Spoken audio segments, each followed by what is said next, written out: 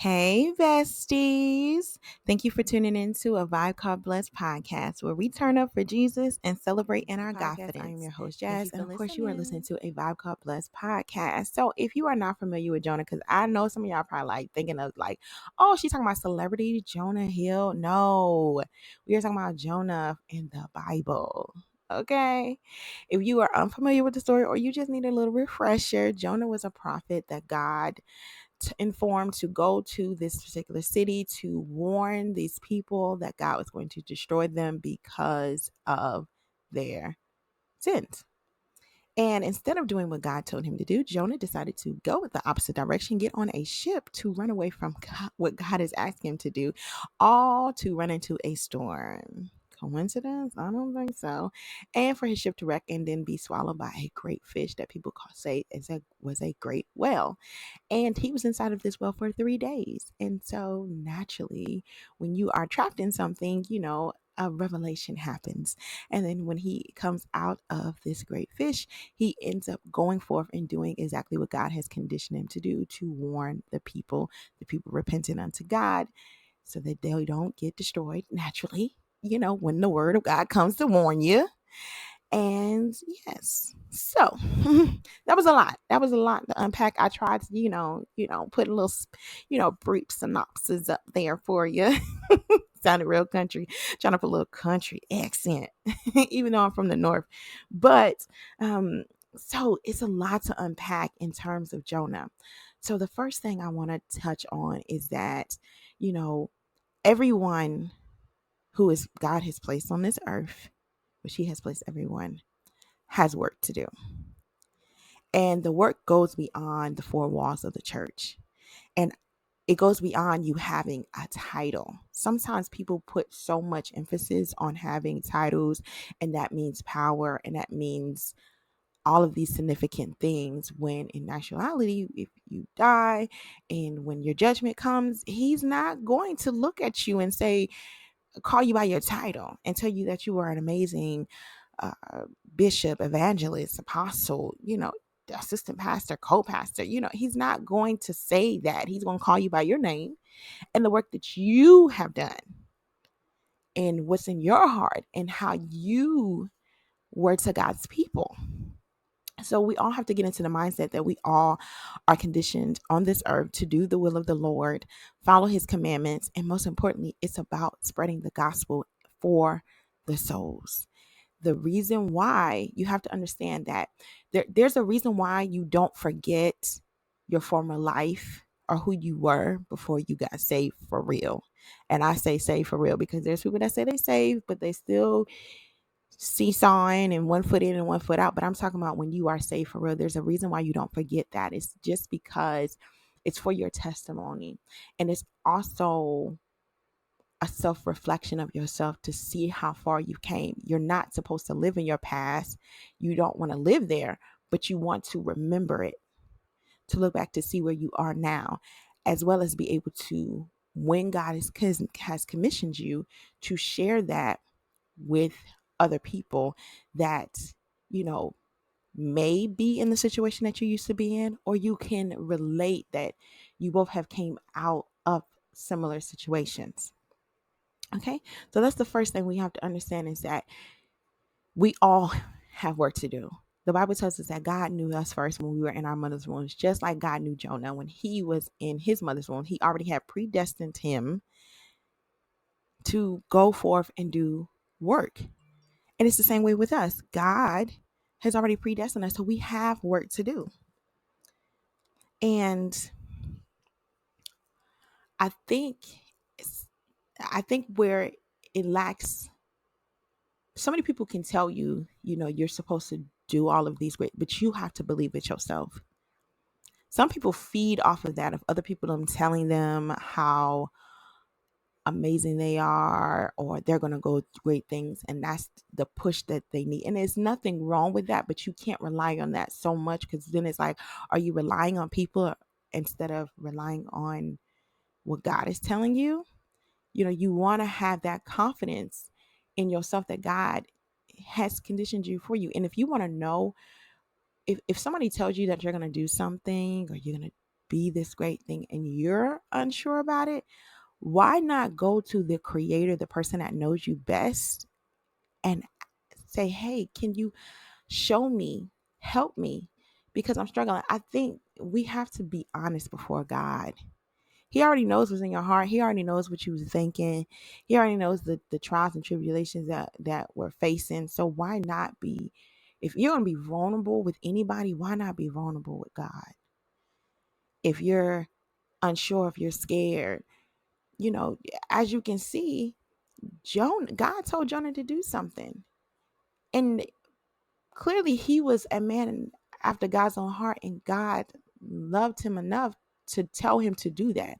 I don't believe that if God felt like Jonah wasn't ready, wasn't in the right place to be able to do that mission, he wouldn't have told him to do it. God is not he's not controlling. He's not going to put you in an uncomfortable situations. I mean, granted, we do have to step outside of our comfort zone, but really a lot of the stuff is really natural to us. It's just because we were living in a different world prior to being saved. So it seems uncomfortable, but it really is quite natural for us to do certain things. If you look at it as, okay, God prepared me. He's already prepared me for this. What do I have fear from? I'm doing what God has told me, God has called me to do. I should not have fear. And at the end of the day, it's not about me. It is about uplifting him, giving him the glory, and spreading his message and spreading his word for the people that don't know him. Because you love God so much, why would you not want to share it with other people? Now, I can understand people not wanting to get rejected, but who are we? We are no better than Jesus. Jesus walked this earth and got rejected. So for us to have the expectation of like, I don't want to get rejected or turn, it's gonna happen. People are not going to agree. Are there's so many people in the world, like God has spared them, but they don't want to admit it, and that's on them, because at the end of the day, when they go before Him, that's when they'll know.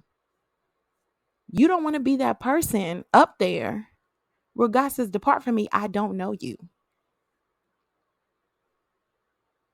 With that, that's not what He said exactly in those words, but that's how I'm putting it.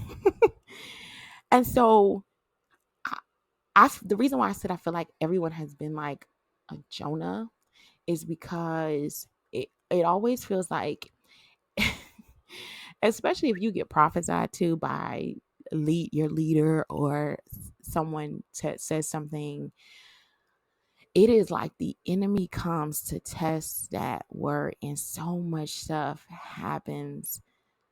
And it may not be a lot, but just enough happens to be like, you're kind of like, if this is what it's gonna be, I don't know, you know what I'm saying? Like, I know it's worth it, but it's like, this is a lot to deal with. Some things it's just mentally draining, and you're trying to understand the benefits you're going to get out of this, because right now it's a little challenging. These storms, these trials is a little challenging, but you have to understand that you got to think about, oh my goodness, we had a class and we learned about long suffering and how God has suffered with us for a long period of time. When you think of long suffering, you're like, you're over it, you're tired, you don't want to deal with it. But you got to think about the long suffering that God had to experience, hurting when we were lost out into the world, and He still had hope and faith to believe that we were going to come back to Him. So that's why we were able to wake up every day, even though we were walking in sin. He still had said, okay, I still have faith in my son.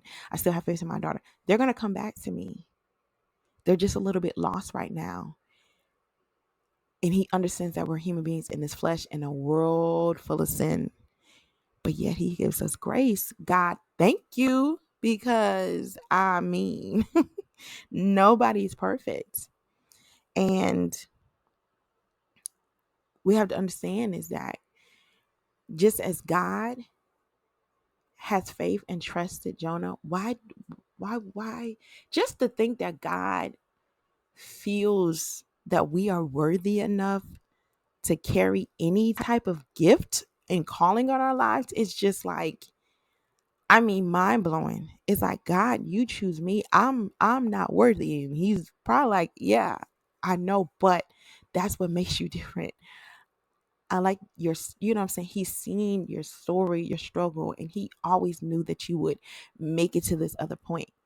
So maybe you used to be a Jonah. Maybe the calling, the calling was on your life, but you ran. Maybe you ran for years, months, days, weeks, right?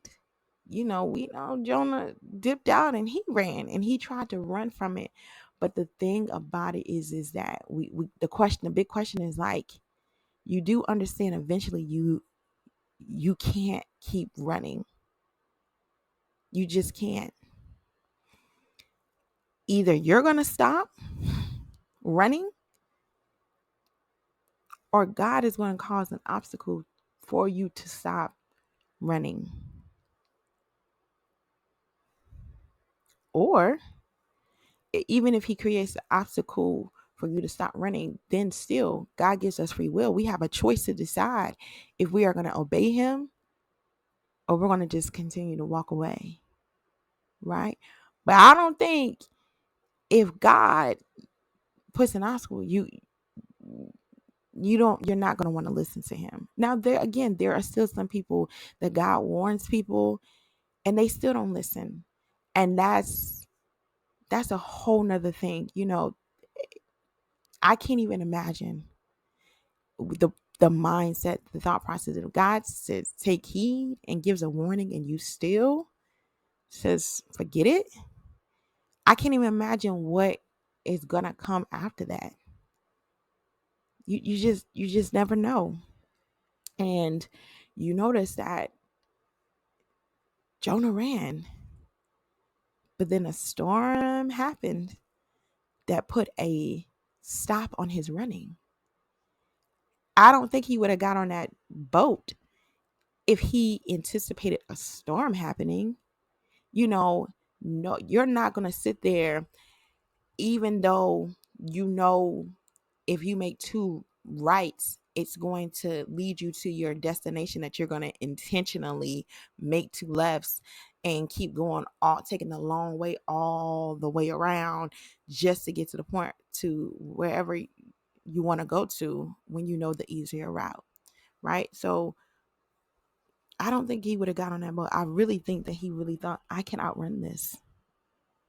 I can outrun this, and that's just that. But guess what? It I bet in his mind, I just wonder what his thought process was. Like when that storm came, like, you gotta be kidding me. You gotta be kidding me. But then think about it now. Can you imagine those gigantic whales that you see on the Nature Channel? Like naturally, if we were to get swallowed by something now, you're not going to live. You're not going to live. But it's almost comical that God allowed him to get swallowed by this gigantic fish, right, and live, right? God will allow you to go and try to take your own detour, right? Cause construction, right? It's not even a detour. Put a halt on your plans of what it is that you thought you were going to do, but he is not going to allow it to kill you. You can run, but like I said, you have the choice of either you're going to run on your own or God is going to cause you to stop running on your own. But he's going to allow you to run. But when you finally stop, just know the thing that stopped you, it's not going to kill you. Come on here. Talk about God's grace. He's gonna allow you to run, and he's gonna allow you to run so you can't run no more. And that whatever it is, there's so many things that you hear people's testimony of, things of like the place that they are, what caused them to be saved, and you hear so many stories of things that like people be like, I should have died. You can think of so many things that happened in your life that like you could have died in it. Car accidents, if you were someone that did drugs, hanging with the wrong people, fell asleep at the wheel, so many situations that happen, right? Or even if you were a person that ended up in the hospital, whether it was from sickness or drug related, alcohol usage, car accidents. You just, it's a plethora of things, but God allowed you to live through it. He allowed you to live through it, right? So in that moment where, people call it a near death experience, that's when people really start to reflect on their lives. And so you can think of that, where Jonah is inside this great fish. He probably thought he was going to die, but he didn't die. God allowed him to be immersed inside this giant fish for 3 days, right? Oh my goodness. There's just lessons alone in terms of like being in that space for 3 days. You got to understand, he's inside this well. He don't have no food. He don't have no water. He think about in modern time now, he ain't got no cell phone, no nothing to entertain him. He is just in this space. All he has is to reflect back. You have no choice but to think of like, what got you here? Right? What got you here? I know for a fact the first thing that if I ran and this is where it got me. Then you got to think, did God do this? Did God put a stop to me running? And if God put a stop to me running, wow, he stopped me from running. And I could have died in the storm, or I could have died from this fish eating me, but he allowed me to live. Now it's like, okay, so how long am I going to be in here? What do I do with my time in here? And, one, clearly he's fasting. Like I said, he don't have no food, he don't have no water. So then I don't know. Just think about it. You understand the importance of he's fasting and praying. He's fasting and praying because, like I said, a revelation happened to where he did get out and he did do what God told him to do. But in that time, there was no distractions. Oftentimes, you notice that, like, there are so many distractions that can happen, especially to aid in your procrastination, in your delayedness, in your running. You could utilize, I strongly believe that God interrupted so many people's plan in 2020, because when you are in the house, you can't go nowhere. You don't know the state. What else are you going to do? Your normal distractions of that you used to do, you can't do it. People were utilizing the bars, they were utilizing the clubs, they were utilizing this, that, and the third. But it's like in the state of the world where it's just this panic, God put a stop to a lot of people's plans and of people that was running, hiding, lying, being deceitful, because you can't do it, face to face in person with people. Now, not to say that some people weren't, but it was a difference. It was a huge difference, and I truly believe that that was a stop to a lot of things that people were doing. And some people in that time that they were in the house, they could have been like Jonah, or you could have been like Jonah. And you said, you know what? I can't go nowhere. I can't go into church. Utilize that time to build their spiritual man and grow closer to God. The question is, when that time of 2020, was that what you were doing? Was your home this great fish? Were you utilizing your time? Because was the peak of COVID, was it for 3 months? I know it's like continued on, but then it kind of like, for some reason, it kind of like died down, but it was still around. Was it 3 months? I don't know. We might need to look up the significance of the number 3. But you just got to think about that of like, and even fast forward to now, are there things that have been delayed, halted in your life right now, and you're not understanding why it's happening? Have you taken the time back to say, okay, I need to stop, and I need to listen and hear God. I need to repent. I need to ask for forgiveness, and I need clear directions and understanding of what it is that he wants me to do.